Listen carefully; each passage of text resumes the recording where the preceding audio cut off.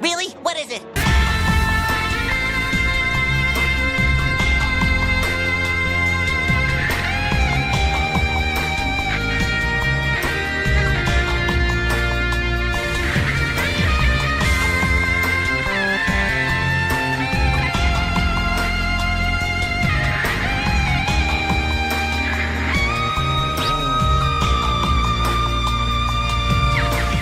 Any chance the mainstream media can get to vilify men, they're going to take it. In particular, men's preference of attractive women and stating it as a bad thing.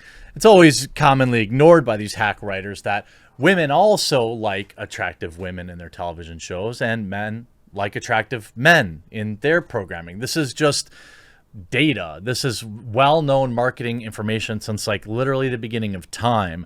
But for whatever reason, nowadays, it's toxic, but only exclusively when men like it. The women can be the men can be as shirtless and rippling abs as they want, but the women all have to look frumpy and unattractive and everyday, which is fine in every day. But when we tune into our Cowboy Bebop live action, we kind of knew this was going to happen, except for in this case, there was a lot of other things people didn't like about the Cowboy Bebop, a live action reboot. As we know, as with any Netflix adaptation, it's going to be strictly worse. Yes, Faye's design, of course, is entirely based around her using her beauty to get whatever she wants, but that's not good enough for Netflix. Honestly, one of the biggest complaints I've seen so far is that the actor that plays Spike is simply far too old. There are plenty of women that don't care for the design as well, and there are people who talk about the hair, not getting the hair right, and all sorts of other things. I just think that this is a sideways way to disparage men. Of course, good-looking men, good-looking women, oppressive. And you could see this article from Salon. Of course, Cowboy Bebop is already inciting horny male outrage, and it hasn't even premiered yet. Now, this woman is not unattractive. She's certainly not as good looking as many of the cosplayers who have played this character, but they also have to be able to act. So maybe this character can act. Surprise, surprise, men of the World Wide Web have mobilized once again. No, not over the rapidly worsening climate catastrophe, stagnant wages, the broken healthcare system, or endemic our culture, but rather over a real issue, the outfit of a female bounty hunter in a live-action adaptation of their beloved anime series, Cowboy Bebop.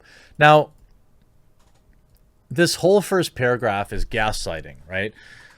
If the same author, let's say that Faye would have been wearing her traditional garb, this exact same author would have been writing the exact same article, only totally outraged and ignoring the exact same things, talking about how the woman is hyper spicified and the male gaze, and these things are major problems. The fact that there's a hilarious self-own, Kylie, in this very first paragraph, you're talking about all the things that are more important than Faye Valentine's outfit, but you wrote this article. I mean, this is a self-own. I don't know what else to say.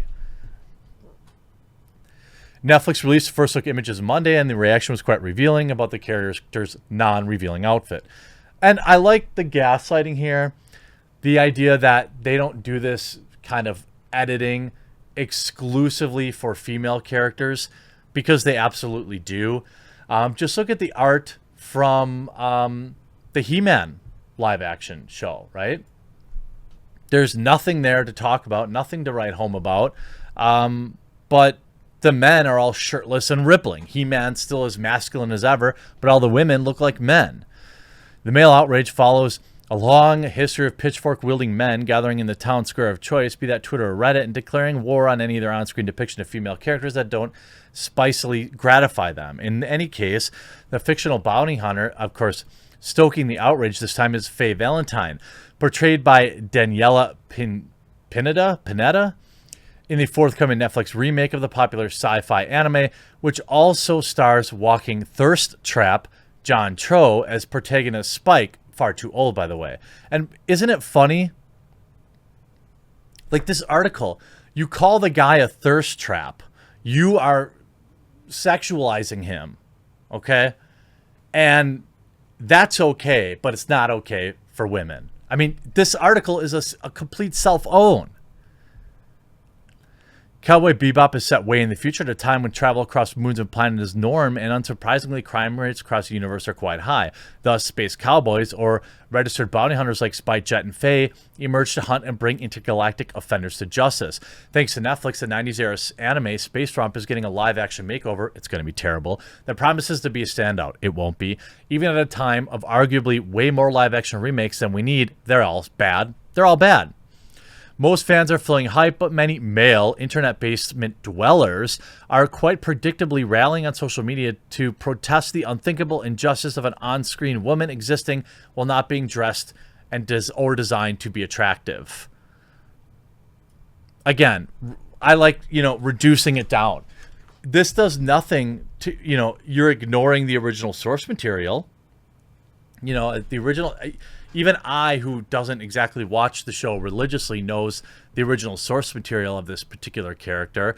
These outfits look awful. I've seen far better cosplay. That's undeniable. This looks nothing like Faye Valentine. One user wrote, expressed shocked dismay that real-life human woman looks nothing like an animated fictional cartoon woman with a quadruple D cup size 12-inch waist. I have a feeling the person that wrote this is deeply unattractive. I don't want to look to verify that because I think that would probably be going too far, but I'm going to guess that they are.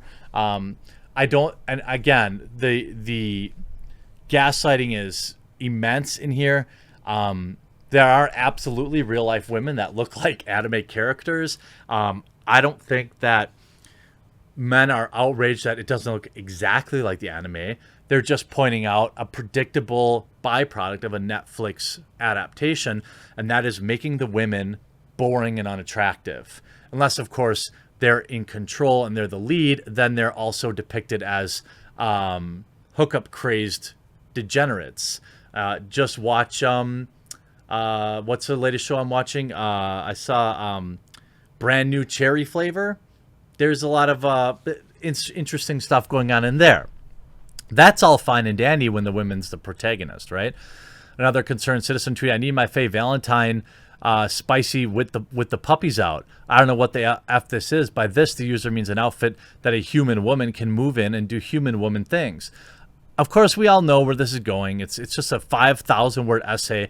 Men bad because Kylie Chung is probably alone and unloved by men in her real life, in their real life. I don't know. I mean, I don't even know at this point. And the innumerable numbers of fan cams with Chris Evans or Chris Hemsworth or all the male actors in Hollywood depicting them shirtless. These are all fine. But, when men, argue that women would be attractive, that they prefer them to be attractive, that's suddenly a problem. All this is about lowering expectations. And what it does is it just leads to old, unattractive single women. So I don't know exactly what you want. It's usually really unattractive people that want the rest of the world to look like them. Look, I'm no picture of health. I think that's taking it pretty nicely. But I don't think I want...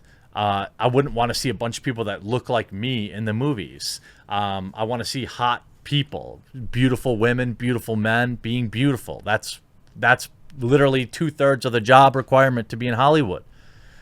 The point of these shifts and portrayals of on-screen women isn't to stigmatize or object to good-looking women, but rather object to male writing of women that suggests female characters' sole purpose is to serve as their jerk-off fodder and of entitled pervs. The feminist audiences, of which are tiny, who celebrate this progress on screen storytelling are the same audience who devour shows like Fleabag, Tuca, and just, I don't know, degenerate shows, I imagine. Good. I can't wait to not watch the show. I mean, I'm going to guess that Kylie Chung probably isn't a fan of the show. And often tweets politics, which, oh my God, of course they do. Yeah, not going to watch this show, not going to support any live-action remakes, and not going to support somebody who retweets that moron Corey Bush. Hope you enjoyed this video. We'll talk to you again real soon.